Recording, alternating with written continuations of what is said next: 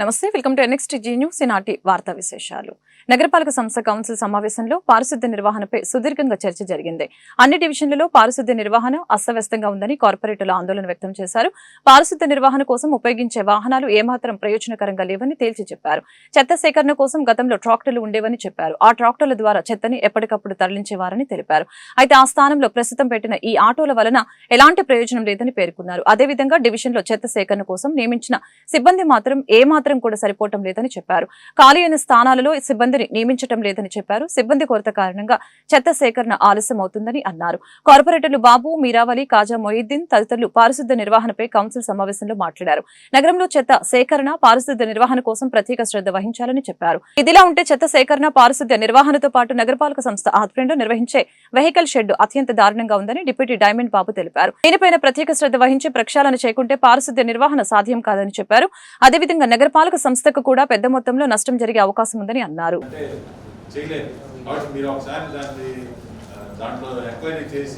ప్రస్తుత జనాభాకి ఎంతమంది వర్కర్స్ కావాలి, మెయిన్ ఇదొకటి సార్.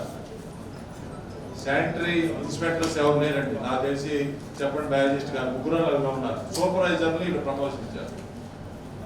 శానిటరీ ఇన్స్పెక్టర్స్ కి మనకి 16 శానిటరీ వార్డ్స్ ఉన్నాయి. దాంట్లో 5-6 శానిటరీ ఇన్స్పెక్టర్ అండి. మిగతా వాళ్ళందరూ సూపర్వైజర్ని వాళ్ళు ప్రమోషన్ కింద ఇచ్చి శానిటరీ ఇన్స్పెక్టర్స్ గా చేస్తారు. వాళ్ళ కింద కూడా శానిటరీ ఇన్స్పెక్టర్ల కింద కూడా 4 సూపర్వైజర్లు పనిచేస్తారండి. పని చేయరు, తిరుగుతూ ఉంటారు. సూపర్వైజర్ మీరు అది ఒక్కటి మాత్రం బాగా, ఎందుకంటే sanitation is most important for hour corporation. మీరు దాన్ని కొద్దిగా పరిశీలించి ఫ్రెష్ అపాయింట్మెంట్స్ 20% ఉన్న వర్కర్స్కి 20% వర్కర్స్ తీసుకోవడం జరిగిందండి.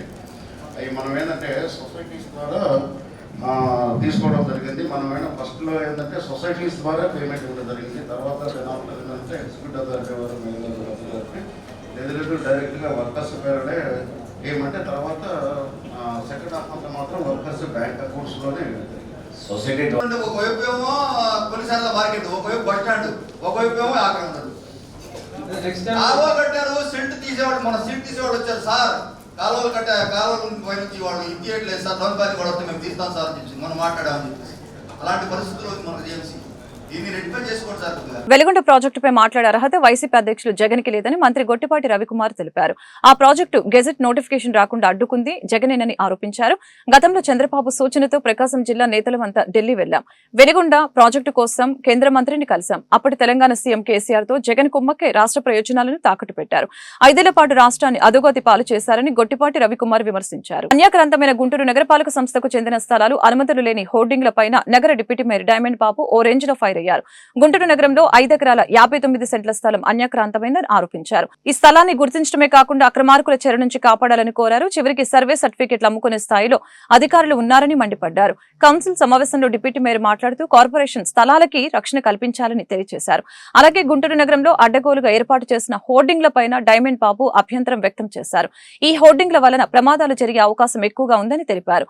కార్పొరేషన్ కు ఆదాయంతో పాటు ప్రజల ప్రాణాలు కూడా ముఖ్యమని స్పష్టం చేశారు. ట్రాఫిక్ సిగ్నల్స్ ఏర్పాటు చేస్తామని చెప్పి కొందరు భారీగానే సంపాదించారని పేర్కొన్నారు. 21 సెంటర్లలో హోర్డింగ్లు పెట్టుకోమని అధికారులు అనుమతి ఇవ్వడం దుర్మార్గమని తెలిపారు. ఒక్కో సెంటర్ కి 1,25,000 రూపాయల సదరు హోర్డింగ్ యజమాని వసూలు చేసుకుంటున్నారని కౌన్సిల్ దృష్టికి తీసుకుని వెళ్లారు. కార్పొరేషన్ అధికారులు నగర సుందరీకరణ పేరుతో ఈ దోపిడీని ప్రోత్సహిస్తున్నారని మండిపడ్డారు. దీనిపై హైకోర్టుకు వెళ్తామని డైమండ్ బాబు హెచ్చరించారు. కొంతమంది ఏదో సంథింగ్ గతంలో మీరు రాకముందు ఏదో కింద మీద పడుతున్నారు సార్ పోనీలేని ఏదో ఉదాసీనంగా ఏదో సాఫ్ట్గా అందరూ ఫ్రెండ్సే కదా అని ఉద్దేశంతో ఆలోచన చేస్తున్నాం తప్పనించి లిటరల్గా మేము కనుక నా దగ్గర ఉన్న సబ్జెక్టు నాలెడ్జ్ దీనికి మీరు ఇది చూస్తే ఇది ఆల్రెడీ నేను మీకు ఇచ్చున్నా మీ టేబుల్లో ఉన్న సిపి గారు మీరే మీ దగ్గర చూసుకోండి. ఇందులో కనుక మీరు స్టడీ చేస్తే గుంటూరులో సుందరీకరణ మీరు వద్దన్నా కూడా చేసేస్తారు. దీన్ని మీరు ఫాలో అయ్యింది. మీరు చెప్పారు కదా సుప్రీంకోర్టు సూచనలు అని చెప్పి, సుప్రీంకోర్టు సూచనలు మీరు ఎక్కడా ఫాలో అవుతారు. సుప్రీంకోర్టు సూచనలు మీరు ఫాలో అయినా, ఐఆర్సీ గైడ్లైన్స్ మీరు ఫాలో అయినా ఓకే. అసలు ఈ సమావేశంలో హోర్డింగ్స్ గురించి టాపిక్కే ఉంది. దయచేసి వాళ్ళ డేట్ 20వ తారీఖు, మీరు వచ్చే 5వ తారీఖు దాకా టైం తీసుకోండి. 5వ తారీఖు లోపు కనుక ఏదో సిద్ధంతాకి పోను రాను వచ్చాడని మళ్ళీ నేను ముందుగానే చెప్తాను. 6వ తారీఖు నుంచి మాత్రం ఖచ్చితంగా నేను త్రూ హైకోర్టు ద్వారానే మిమ్మల్ని క్వశ్చన్ చేస్తాను. నేను క్వశ్చన్ చేసినప్పుడు మీ దగ్గర ఆన్సర్లు కూడా ఉండవు. తర్వాత మీరు ఇబ్బంది పడతారు. ఇది 30 సెంటర్స్ ఇచ్చారు వాళ్ళకి. వాళ్ళు ఒక్కొక్క సెంటర్కి 1,25,000 రెంట్ కలెక్ట్ చేస్తారు. 1,25,000 మీరు కావాలంటే ఎవరో థర్డ్ పర్సన్ పంపించవచ్చు. అరే బాబు ఈ ఓటింగ్ అద్దెకి కావాలి బాబు నెల రోజులు అంటే వాళ్ళు చక్కగా కొటేషన్ ఇస్తారు మీకు 1,25,000 రూపాయలు అయితే నెలకి అని చెప్పి. అంటే 29, 30, 40 ఉన్నాయి. అంటే వాళ్ళకేమో ఆదాయం ఏమో ఒక రకం, 2 వాళ్ళకి 3 స్థలాలు ఇచ్చాం. ఈ 3 స్థలాలు వాల్యూ చూడండి. 3 స్థలాలు కూడా ఎలాగ ఇచ్చాం తెలుసండి, అద్దెలేదు దానికి, ఫ్రీ ఆఫ్ కాస్ట్. ఏంద్రా వీళ్ళకి ఇచ్చిన స్థలాలంటే వాళ్ళంట పైన సోలార్ సిస్టమ్ పెట్టుకుంటారంట. దేనికి సోలార్ సిస్టమ్ అంటే ఆ సోలార్ సిస్టమ్ నుంచి ఈ హోర్డింగ్స్ మొత్తానికి పవర్ ఇచ్చుకుంటారు. ఇవాళ వెళ్ళి చూస్తే ఆ పవర్ బిల్ కూడా కార్పొరేషన్ కడుతుంది, లైటింగ్ సంబంధించిన పవర్ బిల్ కూడా కడుతుంది మనకి. నేను దీని విషయంలో నేను వన్స్ కనుక లీగల్గా ప్రొసీడ్ అయితే డెఫినెట్గా మీరు ఇబ్బంది పడతారు. 100 కాదు 100 నేను ఎట్లా ఫిక్స్ చేయాలో నాకు చాలా స్పష్టంగా తెలుసు. ఈ ఫిక్స్ చేసే దాంట్లో బ్యాక్గ్రౌండ్ ఏం జరిగింది ఏంటనేది లీగల్గా ప్రొసీడ్ అయితే మాత్రం మీరు ఇబ్బంది పడకూడదని మీకు చెప్తున్నాను. ఎందుకంటే ఒక వాతావరణం అనుకూలంగా ఉండాలని ఇందాక రాణి గారి అనుకుంటా. ఇంకొకటి మన గౌరవ సభ్యులు ఎవరో చెప్తా ఉన్నారు, అరండాలపేటలో 4 అంతస్తులు 5 అంతస్తులు బిల్డింగ్ కట్టేశాడు. సెకండ్ లైన్ ఎక్కడో 5 అంతస్తుల బిల్డింగ్ అంటే 2 స్థలాలు. లక్ష్మీపురం మెయిన్ రోడ్లో ఒక 3వ స్థలం. ఈ 3 స్థలాలు ఇచ్చి పైపెచ్చి మీరు 29 సెంటర్లో మీరు హోర్డింగ్స్ పెట్టుకోండి అంటే అసలు ఇంతకంటే పాపం ఇంతకంటే దుర్మార్గం కొట్టు ఉంటుందా అని అడుగుతా ఉన్నాను నేను సభాముఖంగా. ఎందుకంటే ఇది ఆదాయం లేదు, ప్రజల ప్రాణాలతో చెలగాటం. వాళ్ళకి ఇచ్చిన దాంట్లో కమిషనర్ గారు వాళ్ళకి ఒక రిజిస్టర్ చేసాం మనం, ఒక గిఫ్ట్. ఇది మనకి ఇట్లా టర్మ్స్ అండ్ కండిషన్స్. అప్పుడు ఉన్నటువంటి కమిషనర్ గారు ఎంఏఐ నుంచి పర్మిషన్ ఎలా తీసుకున్నారంటే 10x20 అడుగులకు మాత్రమే పర్మిషన్ తీసుకున్నారు. మీకు తెలుసు ఆ విషయం. అప్రూవల్స్ 10x20 అడుగులకు తీసుకొని మన టౌన్ ప్లానింగ్ సిపి గారు 10 మీటర్లు ఇంటి 20 మీటర్లకి రిజిస్టర్ చేశారు. సోమశిల జలాశయానికి తానే అధ్యక్షుడిగా సీఎం చంద్రబాబు చెప్పుకోవడం సిగ్గుచేటని మాజీ మంత్రి కాకాని గోవర్ధన్ రెడ్డి మండిపడ్డారు. 1995 నుంచి 2004 వరకు ఆయన ముఖ్యమంత్రిగా ఉన్నారు. ఏనాడైనా సమగ్ర సోమశిల గురించి ఆలోచించారా అని ప్రశ్నించారు. అప్పట్లో 36 టీఎంసీల నీటి నిల్వ సామర్థ్యం ఉండేది. మహానేత వైఎస్ రాజశేఖర రెడ్డి ముఖ్యమంత్రి అయిన తర్వాత సోమశిల సామర్థ్యాన్ని 78 టీఎంసీలకు పెంచారు. అదేవిధంగా పోతిరెడ్డిపాడు హెడ్ రెగ్యులేటర్ సామర్థ్యాన్ని కూడా 40,000 క్యూసెక్ల నీటికి పెంచారు.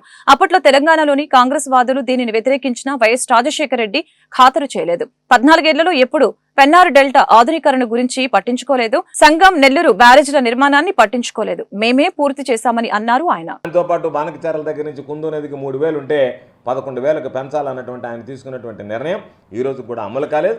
బహుశా ఈరోజు మీరు నిన్న వచ్చినప్పుడు దానికి సంబంధించి వెంటనే పనులు చేస్తామన్నాం. సంతోషం, పనులు మొదలుపెట్టి పూర్తి చేస్తారని మేము ఆశిస్తున్నాం. దానితో పాటు జగన్మోహన్ రెడ్డి గారి ముఖ్యమంత్రిగా ఉన్నటువంటి హయాంలోనే Somasila Kandaleru flood flow canal నుంచి ఈరోజు అదనంగా మరొక 11,000 క్యూసెక్లు నీరు తరలించాలనేటువంటి ఆలోచన చేసి ఈరోజు దాన్ని వైడనింగ్ కూడా ఈరోజు టెండర్లు పిలిచి పనులు ప్రారంభించడం జరిగింది. అయితే ఈరోజు మీరు సోమశిల రిపేర్ల గురించి మాట్లాడారు. గత ప్రభుత్వం అంతా ఏది పట్టించుకోలేదు, అంతా మీరే పట్టించుకున్నామని చెప్పి సోమశిలకు సంబంధించి దానికన్నా ముందు తెలుసుకోవాల్సింది ఈరోజు ఈ జిల్లాకు సంబంధించి సుదీర్ఘకాలంగా అపరిష్కృతంగా ఉన్నటువంటి పెన్నార్ డెల్టా మోడర్నైజేషన్ ఏదైతే ఉందో దాని మీద ఎప్పుడు దాదాపుగా 14 సంవత్సరాలు మీరు ముఖ్యమంత్రిగా ఉన్నటువంటి హయాంలో దృష్టి పెట్టలేదు. ఆ విధంగా పనులు జరిగినటువంటి సందర్భాలు లేవు. కాకపోతే ఈరోజు సంగం బ్యారేజ్, నెల్లూరు బ్యారేజ్, సంగం బ్యారేజ్ అనేటువంటిది చంద్రబాబు నాయుడు గారు ముఖ్యమంత్రిగా దిగిపోయే నాటికి సంగం బ్యారేజ్ నుంచి నీళ్లు మళ్లించుకోవడానికి కనుపూర్ కాలువ కానీ కావలి కెనాల్కి కానీ ఇసుక బస్తాలు అడ్డం వేసుకుని నీరు మళ్లించుకోవాల్సినటువంటి దుస్థితి. నెల్లూరు బ్యారేజీకి సంబంధించి అనేక రకాలైనటువంటి ఇబ్బందులు పడేటువంటి పరిస్థితి. దాని నుంచి ఎప్పుడో రాజశేఖర రెడ్డి గారు శంకుస్థాపన చేసి ప్రారంభించినటువంటిది పాపం 2014లో హఠాహుటిన చంద్రబాబు నాయుడు గారు వచ్చి వెంటనే పూర్తి చేసేస్తామని చెప్పి ఈరోజు సోమశిలలో ఏదైతే తిరిగి మాట్లాడాడో అదేవిధంగా 2014లో అధికారంలోకి రాగానే సంగం బ్యారేజీని సందర్శించి మాట్లాడినటువంటి మాటలు నెల్లూరు జిల్లా రైతాంగానికి గుర్తున్నాయి. కానీ ఏమీ పని పూర్తి కాకుండానే 5 సంవత్సరాల కాలం గడిపి వెళ్ళిపోయారు. జగన్మోహన్ రెడ్డి గారి ముఖ్యమంత్రి అయిన తర్వాత సంగం బ్యారేజీని పూర్తి చేశాడు, నెల్లూరు బ్యారేజ్ 2 బ్యారేజీలను కూడా పూర్తి చేయడం జరిగింది. అయితే దురదృష్టకరమైనటువంటి సంఘటన ఏంటంటే సంగం బ్యారేజ్ ఒక వ్యక్తి ఒక మంత్రిగా పనిచేస్తూ మంత్రి హోదాలో ఉంటూ చనిపోవడం జరిగింది. ఇది అరుదైనటువంటి. దేశీ సుబ్బారెడ్డి గారు మంత్రిగా ఉండి నెల్లూరు జిల్లాలో చనిపోతే ఆ తర్వాత మంత్రిగా ఉంటూ నెల్లూరు జిల్లాలో చనిపోయినటువంటి 2వ వ్యక్తి గౌతమ్ రెడ్డి గారు. కాబట్టి ఆయన స్మారకార్థం, ఆయన గుర్తుగా మేకపాటి గౌతమ్ రెడ్డి సంగం బ్యారేజ్ అని చెప్పి సంగం బ్యారేజ్కి నామకరణం చేశారు. మేకపాటి గౌతమ్ రెడ్డి సంగం బ్యారేజ్ నామకరణం చేసినందువల్ల చంద్రబాబు నాయుడు గారికి తెలుగుదేశం ప్రభుత్వానికి వచ్చినటువంటి నష్టమేమో తెలియదు కానీ నగరపాలక సంస్థకు ఆదాయాన్ని సమకూర్చే అంశాలపై కౌన్సిల్ సమావేశంలో వాడివేడిగా చర్చ జరిగింది. ప్రకటనల రూపంలో కోట్లాది రూపాయలు కార్పొరేషన్ కి రావాల్సి ఉండగా అధికారుల తీరు కారణంగా నష్టం జరుగుతుందని కార్పొరేటర్లు ఆరోపించారు. నగరపాలక సంస్థ పరిధిలో ఏర్పాట్లు చేసిన ప్రకటన బోర్డులకి స్పష్టమైన విధానం లేదని మండిపడ్డారు. దీనిపై ఎలాంటి లెక్కాపత్రం లేకుండా పెద్దెత్తిన ప్రకటన బోర్డులు పెడుతూ కార్పొరేషన్ కి లక్షల రూపాయల నష్టం వాటిల్లుతుందని మండిపడ్డారు. అదేవిధంగా ఏర్పాటు చేసిన ప్రకటనల నుంచి వసూలు చేయవలసిన డబ్బుని సక్రమంగా చేయటం లేదని అన్నారు. చెక్కుల రూపంలో అనేక మంది వ్యాపారస్తులు ఇస్తున్నప్పటికీ అవి డబ్బుల రూపంలో జమ కావటం లేదని మండిపడ్డారు. ఆక్రమణకి గురవుతున్న రహదారులన్నీ తక్షణమే క్లీన్ చేయాలని చెప్పారు. వీధి వ్యాపారులు ఎక్కడ పడితే అక్కడ రోడ్లకి అడ్డగోలుగా పెట్టేస్తున్నారని చెప్పారు. దీని కారణంగా నగరపాలక సంస్థకు నష్టం జరుగుతుందని అన్నారు. కార్పొరేటర్లు బాబు, కోవెలముడి రవీంద్ర చెప్పారు. వీధి వ్యాపారులకు ఉపాధిని కల్పించడంతో పాటు కార్పొరేషన్ ఆదాయం వచ్చే విధంగా చర్యలు తీసుకోవాలని కోరారు. ఇదిలా ఉండగా మరుగుదొడ్ల నిర్వహణ విషయంలో సభలో కొద్దిసేపు గందరగోళం చెలరేగింది. మరుగుదొడ్ల నిర్వహణ సక్రమంగా లేని కారణంగా నగరపాలక సంస్థ నెలకి 50 లక్షల రూపాయలు ఆదాయం కోల్పోతుందని డిప్యూటీ డైమండ్ బాబు తెలిపారు. అయితే ఈ విషయాన్ని గుంటూరు తూర్పు ఎమ్మెల్యే మహమ్మద్ నజీర్ ఖండించారు. ఇప్పటి వరకు 3 ఏళ్ల పాటు కార్పొరేషన్ కి 20 కోట్ల రూపాయలు నష్టం వాటిల్లిందని, ఆ డబ్బులు ఎక్కడ ఉన్నాయని లెక్క చెప్పాలని ప్రశ్నించారు. దీనిపై సమగ్ర విచారణ జరపాలని డిమాండ్ చేశారు. అయితే మరుగుదొడ్ల నిర్వహణ, డబ్బులు వసూలు విషయంలో టీడీపీ, వైసీపీ కార్పొరేటర్ల నడుమ వాదనలు చోటు చేసుకున్నాయి. ఏడాది కాలంగా విజయనగరం నుంచి ఢిల్లీకి గంజాయి రవాణా చేసిన ముఠాని పోలీసులు పట్టుకున్నారు. విజయనగరం జిల్లా ధర్మపురి ప్రాంతంలోని వసంత విహార్ విల్లాలో ఉత్తరప్రదేశ్ లోని మేరట్ తో పాటు ఢిల్లీకి చెందిన 3 అదుపులోకి తీసుకున్నారు. వీరంతా సంవత్సరం కాలంగా ఢిల్లీలో గంజాయి సరఫరా చేస్తున్నట్లు జిల్లా ఎస్పీ వకుల్ జిందాల్ తెలియజేశారు. మేరర్ కు చెందిన మహమ్మద్ వసీం అరకు లోయలోని విశ్వనాథం నుంచి గంజాయి కొనుగోలు చేసి అలాం ఖుర్షీద్ ద్వారా ఢిల్లీకి రవాణా చేస్తున్నట్లు ఎస్పీ వెల్లడించారు. ఈ ముఠాలో ప్రధాన నిందితుడు కబీర్ ఢిల్లీ నుంచి లావాదేవీలు నిర్వహిస్తున్నట్లు గుర్తించినట్లు తెలిపారు. ఈ కేసులో మరో 5గురు పాత్ర ఉన్నట్లు ఎస్పీ వెల్లడించారు. వీరిని అరెస్టు చేసేందుకు చర్యలు తీసుకుంటున్నట్లు చెప్పారు. ఏజెన్సీలో కొంతమందితో కాంటాక్ట్ చేసి అక్కడ గాంజా ప్రక్యూర్ చేసుకుని ఆ గాంజాను కొంతమంది ద్వారా విజయనగరంకి తరలించి ఇక్కడ ప్యాక్ చేసుకొని మళ్ళా దాన్ని ఈ బ్యాగ్స్లో దాచిపెట్టి ఈ బట్టల కింద దాచిపెట్టి ఢిల్లీకి ట్రాన్స్పోర్ట్ చేయడం జరుగుతూ ఉంది. మోర్ దెన్ 1 ఇయర్ నుంచి ఇది వాళ్ళు చేస్తున్నారు. విజయనగరం టౌన్లో వేరే వేరే ప్రాంతాల్లో వాళ్ళు ఈ ఇల్లు రెంట్ మీద తీసుకొని దాంట్లో ప్యాక్ చేసి ఢిల్లీకి పంపడం జరుగుతూ ఉంది. ప్రజల నుంచి మేము కోరేది ఏంటంటే మీ ఇల్లుని అద్దె మీద ఇచ్చేటప్పుడు వాళ్ళ బ్యాక్గ్రౌండ్ చెక్ చేసుకోవాలి, వాళ్ళు ఏం చేస్తున్నారో చెక్ చేసుకోవాలి.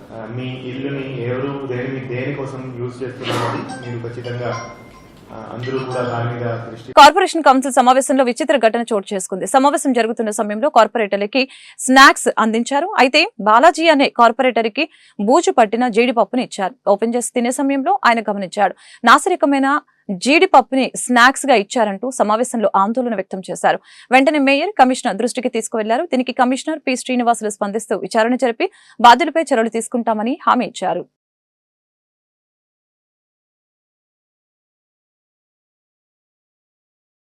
నగరపాలక సంస్థకు చెందిన కార్పొరేటర్లు వారి డివిజన్లకు ప్రథమ పౌరులని గుంటూరు నగర మేయర్ కావటి శివనాగ మనోహర్ నాయుడు స్పష్టం చేశారు. డివిజన్లలో జరిగే అభివృద్ధి కార్యక్రమాలతో పాటు ప్రజా సంక్షేమ కార్యక్రమాల్లో అధికారులు తప్పనిసరిగా ప్రోటోకాల్ పాటించాలని అన్నారు. మంగళవారం జరిగిన కౌన్సిల్ సమావేశంలో కార్పొరేటర్ మల్లవరపు రమ్య అడిగిన ప్రశ్నకు మేయర్ సమాధానమిచ్చారు. ఎమ్మెల్యే, ఎంపీలు ప్రజా ప్రయోజనాల నిమిత్తం ఏ డివిజన్లోనైనా ప్రతిపాదనలు ఇవ్వొచ్చని స్పష్టం చేశారు. ఎమ్మెల్యే గల్లా మాధవి తాను ప్రాతినిధ్యం వహించే 20 డివిజన్లో కూడా ప్రతిపాదనలు పెట్టాలని గుర్తు చేశారు. అలాగే అభివృద్ధి పనుల గురించి ఎమ్మెల్యేలు అడగొచ్చని వివరించారు. గుంటూరు నగరంలో స్ట్రీట్ వెండర్స్ వెనక పెద్ద మాఫియా ఉందని నగర కమిషనర్ పులి శ్రీనివాసులు ఆరోపించారు. ఈ మాఫియా భరతం పడతామని హెచ్చరించారు. కమర్షియల్ ఏరియాలో ఖాళీ స్థలం కనిపిస్తే తెల్లారిలోపు ఏదో ఒక గూడారం వేస్తున్నారని చెప్పారు. మంగళవారం నిర్వహించిన కౌన్సిల్ సమావేశంలో కమిషనర్ మాట్లాడారు. దీనిపై నగర కమిషనర్ పులి శ్రీనివాసులు స్పందించారు. నగరంలో రోడ్డు ఆక్రమణలు తొలగిస్తామని ప్రకటించారు. ఒక యాక్షన్ ప్లాన్ తో ట్రాఫిక్ రహిత నగరంగా గుంటూరును తీర్చిదిద్దుతామని అన్నారు. అలాగే స్ట్రీట్ వెండర్స్ అసోసియేషన్ తో చర్చలు జరిపి వారికి ఒక నిర్దేశిత స్థలం కేటాయిస్తామని అన్నారు. వాళ్ళతో కూడా మీటింగ్ పెడతాము. అందరూ నాట్ ఓన్లీ స్ట్రీట్ వెండర్స్, మళ్ళీ మీ అందరితో కూడా ప్రత్యేకంగా నేను ఒక మీటింగ్ పెట్టుకుంటాను. ఓకే, తర్వాత పొలిటికల్ పార్టీస్తో మీటింగ్ పెడతాం. పొలిటికల్ పార్టీ రిప్రజెంటేటివ్స్ తో, వేరియస్ అసోసియేషన్స్, అదే స్ట్రీట్ వెండర్స్ అసోసియేషన్ తో కూడా మాట్లాడతాం. అన్ని రకాల వెండర్స్ అసోసియేషన్స్ తో మాట్లాడిన తర్వాత మీరు ఇచ్చే ఇన్పుట్, సలహాలు, సూచనలు కూడా తీసుకొని దాన్ని, ఎందుకంటే మొన్న లాస్ట్ టైం డిస్కషన్స్ లో మీ దగ్గర నుంచి కొంతమంది నుంచి కొన్ని డిఫరెంట్ ఒపీనియన్స్ వచ్చాయి. ఎట్లా అంటే వాళ్ళు చాలా కాలం నుంచి ఉన్నారు కాబట్టి వాళ్ళు కొట్టగొట్టిన వాళ్ళం అవుతాము. అది అది అది కూడా ఆ విధంగా ఆలోచిస్తే కరెక్టే. కానీ మనము ఎవరిని కూడా ఇప్పుడు ఫర్ ఎగ్జాంపుల్ ఇక్కడ నేను వచ్చేటప్పుడు చూసా 2-3 రోజుల క్రితం ఖాళీ ఉంది. ఇప్పుడు అది మన ఇది ఉంది కదా గాంధీ పార్క్ దగ్గర అది కడుతూ ఆగిపోయింది. ఇప్పుడు వాళ్ళు ఏం చేశారు, దాన్ని కూడా ఆకర్షించారు 2-3 రోజులు వేసి గుడారాలు వేసి దాని కింద ఏదో పెట్టి అమ్ముతున్నారు. ఒక ఆయన ఎవరో ఈవెన్ నర్సరీనే పెట్టేశారు. అర్థం కదా, ఇది కనిపిస్తే నేను అదే విన్నా. అప్పుడు ఎవరో అన్నారు, ఎవరో మన సభ్యులు, ఇది పెద్ద మాఫియా నడుస్తున్న మాఫియా. ఆయ్ చిత్ర యూనిట్ చేపట్టిన విజయోత్సవ యాత్ర గుంటూరుకి చేరింది. ఈ మేరకు శ్రీనివాసరావుపేట ఫినిక్స్ మాల్ లో గల ఫుడ్ కోర్టు నందు ఆయ్ సినిమా బృందం విచ్చేసి సందడి చేశారు. ఫినిక్స్ మాల్ ఫుడ్ కోర్టు యాజమాన్యం అభిమానుల మధ్యన అట్టహాసంగా విజయోత్సవ వేడుకలు జరుపుకొని కేక్ కట్ చేశారు. అనంతరం మైత్రి సినిమాస్ థియేటర్ లో ప్రేక్షకులతో కలిసి సినిమా చూశారు. కార్యక్రమంలో ఆయ్ సినిమా బృందం హీరో నార్నియా నితిన్, హీరోయిన్ నైనా సారిక, డైరెక్టర్ అంజీ మరియు ఫుడ్ కోర్ట్ యాజమాన్యం దాసరి శ్రీకాంత్, కడంశెట్టి సతీష్, గంగినేని శ్రావణ్ కుమార్, సంకూరి ఫనీ, వివిధ రెస్టారెంట్ల యజమానులు, అభిమానులు పాల్గొన్నారు. అందరూ చాలా మంచి రెస్పాన్స్ తో ఉన్నారు. మొత్తం 2 స్టేట్లోనూ మంచి టాక్ ఉంది. తప్పక అందరూ చూడాలి, ప్రతి ఒక్కరు తప్పకుండా చూడాలి. అలాగే మేము కర్నూలు నుంచి మొదలుపెట్టి మొత్తం సీటెడ్ మొత్తం తిరగడం జరుగుతుంది. ప్రతి దగ్గర బావగారి ఫ్యాన్స్ ఎప్పుడు చూసినా మాకు సపోర్ట్గా నిలిచారు. దానికి ఎప్పటికీ రుణపడిపోయి ఉంటాను. Thank you so much. అలాగే మీడియా వాళ్ళందరికీ థ్యాంక్ యూ సో మచ్ అండి. ఈరోజు ఇక్కడికి వచ్చి మమ్మల్ని కవర్ చేస్తున్నందుకు థ్యాంక్ యూ సో మచ్. నేను ఇక్కడికి వచ్చినందుకు చాలా చాలా చాలా హ్యాపీగా ఫీల్ అవుతున్నాను. అండ్ మన టూర్ చాలా బాగా జరిగింది. అండ్ గుంటూరుకి మీడియాకి thank you so much for covering us today. And ఇలాగే మా మూవీకి సపోర్ట్ చేయండి. అండ్ మీ ఫ్రెండ్స్ అందరికీ కూడా చెప్పండి, చూడండి అండ్ ఎంజాయ్ చేయండి. చాలా థ్యాంక్స్ అండి ఇక్కడికి వచ్చిన మీడియా మిత్రులకి, ఎన్టీఆర్ గారి అభిమానులకి, నితిన్ గారి అభిమానులకి అందరికీ కూడా చాలా చాలా థ్యాంక్స్ అండి. ఇప్పుడే థియేటర్లో సినిమా చూసేది వీళ్ళంతా చాలా హ్యాపీగా ఉంది అని చెప్తున్నారు బయటకు వచ్చి. చాలా సంతోషం అండి. మా ఫినిక్స్ మాల్ వారు ఇక్కడ స్పాన్సర్ చేశారు, ఫుడ్ కోర్ట్ వారు. చాలా చాలా థ్యాంక్స్ సార్. అందరికీ సినిమా బాగా నచ్చుతుంది. అందరూ సినిమాకి వెళ్తున్నారు. మళ్ళీ మళ్ళీ వెళ్ళండి. ఫ్రెండ్స్తో వెళ్ళినోళ్ళు నెక్స్ట్ టైం లవర్తో వెళ్ళండి. లవర్తో వెళ్ళండి, నెక్స్ట్ టైం ఫ్యామిలీతో వెళ్ళండి. గుంటూరులోని 54వ డివిజన్ లో తూర్పు ఎమ్మెల్యే మహమ్మద్ నజీర్ శిలాఫలకాన్ని ధ్వంసం చేయడం పట్ల వివాదం కొనసాగుతూనే ఉంది. శిలాఫలకం ధ్వంసం చేయడాన్ని కౌన్సిల్ సమావేశంలో గందరగోళం చెలరేగింది. ఎమ్మెల్యే తీరును వ్యతిరేకిస్తూ కౌన్సిల్ సమావేశంలో మేయర్ ఎదుట స్థానిక కార్పొరేటర్ మల్లవరపు రమ్య బైఠాయించి నిరసన వ్యక్తం చేశారు. ఈ ఆందోళనకి వైసీపీ కార్పొరేటర్స్ సంఘీభావం తెలిపారు. కేవలం వైసీపీ శిలాఫలకాన్ని ఎందుకు ధ్వంసం చేశారు, సమాధానం చెప్పాలని అన్నారు. మేయర్ స్పష్టమైన సమాధానం చెప్పేంత వరకు కౌన్సిల్లోనే ఉంటాము అంటూ వైసీపీ కార్పొరేటర్లు నిరసన వ్యక్తం చేశారు. దీంతో కమిషనర్ స్పందిస్తూ ధ్వంసం చేసిన శిలాఫలకాలను పునరుద్ధరిస్తామని హామీ ఇచ్చారు. దీంతో కార్పొరేటర్లు ఆందోళన విరమించారు. చెప్పాలి కదా అధికారులు, అమ్మ మీ ఫ్యామిలీ మెంబర్లు పెట్టుకోకూడదు, మీ ఒక్కరే పెట్టుకోవాలని చెప్పాలి. అన్ని వేసారు అయిపోయింది. పగలగొడుతున్నారంటే పబ్లిక్ లో ఎంత మా సమక్షంలో జరగలేదండి. ఆ శిలాఫలకము యాక్చువల్గా మేము ఎవరు అటెండ్ కాలేదు, మా సమక్షంలో జరగలేదు. వాళ్ళు పట్టుకున్నారు, వాళ్ళు ఓపెన్ చేసుకున్నారని చెప్తున్నారు. ఇదంతా ఉన్నారు కదా కింద ఆఫీసులో పాల్గొంటారు. ఇప్పుడు వాళ్ళ అభియోగం ఏంటంటే చెప్పింది ఒకటి, వీళ్ళందరూ అంతా కోల్కతాలో పీజీ వైద్య విద్యార్థిని పాశవికంగా హత్య చేసిన నిందితుల్ని కఠినంగా శిక్షించాలని ఎన్ఎస్యుఐ జిల్లా అధ్యక్షులు షేక్ కరీం డిమాండ్ చేశారు. దేశంలో మహిళలకి రక్షణ లేదని ఆరోపించారు. ప్రతిరోజు దేశవ్యాప్తంగా 3 అత్యాచారాలు జరుగుతున్నా పాలకులు నిమ్మకు నీరెత్తినట్లు వ్యవహరిస్తున్నారని మండిపడ్డారు. కోల్కతాలో పీజీ విద్యార్థిని లైంగిక దాడితో పాటు దారుణ హత్యకు గురైన ఘటనను నిరసిస్తూ ఎన్ఎస్యుఐ ఆధ్వర్యంలో హిమని సెంటర్ నుంచి హిందూ కాలేజీ కూడలి వరకు నిరసన ప్రదర్శన మంగళవారం జరిగింది. ఈ సందర్భంగా కరీం మాట్లాడారు. పీజీ విద్యార్థినికి న్యాయం జరిగే వరకు ఎన్ఎస్యుఐ ఉద్యమిస్తుందని ప్రకటించారు. మహిళా సంరక్షణ చట్టాలు అంటే మృగాలు భయపడేలా ఉండాలని తెలిపారు. ఈ కార్యక్రమంలో ప్రముఖ వైద్యులు వైస్ షేక్ పాల్గొన్నారు. ఇలా డాక్టర్ పైన జరిగినటువంటి అత్యాచారాన్ని తీవ్రంగా ఖండిస్తూ ఈరోజు గుంటూరు నగరం జిల్లా వ్యాప్తంగా కూడా మన హిందూ కళాశాల సెంటర్ దగ్గర నుంచి గాంధీ విగ్రహం దగ్గర నుంచి హిందూ కళాశాల సెంటర్ వరకు కూడా ఈ యొక్క నిరసన కార్యక్రమం ఈరోజు ఎన్ఎస్యుఐ ఆధ్వర్యంలో నిర్వహించడం జరిగింది. ఏదైతే 78 సంవత్సరాల స్వాతంత్రం తర్వాత ఇప్పటి వరకు కూడా మనకి ఈ భారతదేశంలో ఉన్నటువంటి మహిళలకు రక్షణ లేకపోవడం నిజంగా చాలా దౌర్భాగ్యపరంగా భావిస్తూ ఉన్నాం. ఏదైతే చిన్న పిల్లల దగ్గర నుంచి ముసలి మహిళల వరకు కూడా రోజు ఈ భారతదేశంలో 3 అత్యాచారాలు జరుగుతున్నటువంటి పరిస్థితి. ఒక డాక్టర్ పూర్తి స్థాయిలో కూడా వర్క్ చేసి రెస్ట్ తీసుకుందాం అనేటటువంటి ఉద్దేశంతో సెమినార్ హాల్లోకి వెళ్ళి రెస్ట్ తీసుకునేటటువంటి సమయంలో కొంతమంది అఘాయిత్తులు ఈ విధంగా ఒక మహిళా డాక్టర్ పైన, అంటే మనం దేవుడి తర్వాత దేవుడిగా భావించేటటువంటి ఒక డాక్టర్ని ఈ విధంగా అత్యాచారం చేయడం నిజంగా చాలా బాధాకరమైనటువంటి విషయం. అక్కడ జరిగినటువంటి ఏదైతే యూనివర్సిటీ ప్రిన్సిపాల్ ఏదైతే ఉన్నారో ఇది చేసింది హత్య కాదు, ఇది సూసైడ్ చేసుకొని ఆ విద్యార్థి ఆ డాక్టర్ చనిపోయిందని చెప్పిన మాట ఏదైతే ఉందో దాన్ని కూడా తీవ్రంగా ఖండిస్తూ ఉన్నాం. తక్షణమే ఆ హత్యకు పాల్పడినటువంటి ఒక్క వ్యక్తి కాదు, ఒక సీనియర్ డాక్టరు మొత్తం టెస్టులు మొత్తం చేసి అది చేసినటువంటి హత్య కాదు, దీన్ని కొంతమంది కలిసి హత్య చేసినటువంటి దుర్మార్గమైనటువంటి పరిస్థితి అని చెప్పినటువంటి పరిస్థితి. డాక్టర్ని కూడా ఏ విధంగా అయితే పాపం వాళ్ళ తల్లిదండ్రులను కోల్పోయి వాళ్ళ తల్లిదండ్రులు అనేకమైనటువంటి వాళ్ళ పిల్లల భవిష్యత్తు కోసం ఈ విధంగా ఉన్నత స్థాయిలో చదివిస్తే ఈ విధంగా ఒక మహిళా డాక్టర్కే రక్షణ ఇవ్వలేకపోవడం నిజంగా చాలా బాధాకరమైనటువంటి విషయం. ఒకటే హెచ్చరిస్తూ ఉన్నాం, ప్రభుత్వాల్ని కూడా ఒకటే డిమాండ్ చేస్తూ ఉన్నాం, మీరు ఎవరైతే ఒక్క నిందితుడిని చూపించి మీరు ఈ యొక్క జరిగినటువంటి ఆత్మహత్య చేసినటువంటి నిందితులను ఒక్కడనే అని చెప్పేసి శిక్షిద్దామని చూస్తున్నారేమో, దీని వెనక ఎవరెవరు ఉన్నారో అందరినీ కూడా కఠినంగా శిక్షించాలి. ఏం పాపం చేసింది చదువుకోవడమా? మీరు అన్నారు బేటీ పడావ్ బేటీ బచావ్ అన్నారు.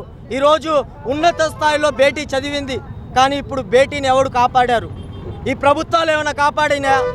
సమాధానం చెప్పాల్సినటువంటి అవసరం బాధ్యత మీ ప్రభుత్వాల మీద ఉంది. ఈ వార్తలు ఇంతటితో సమాప్తం. మరొక బులెటిన్లో మళ్ళీ కలుద్దాం.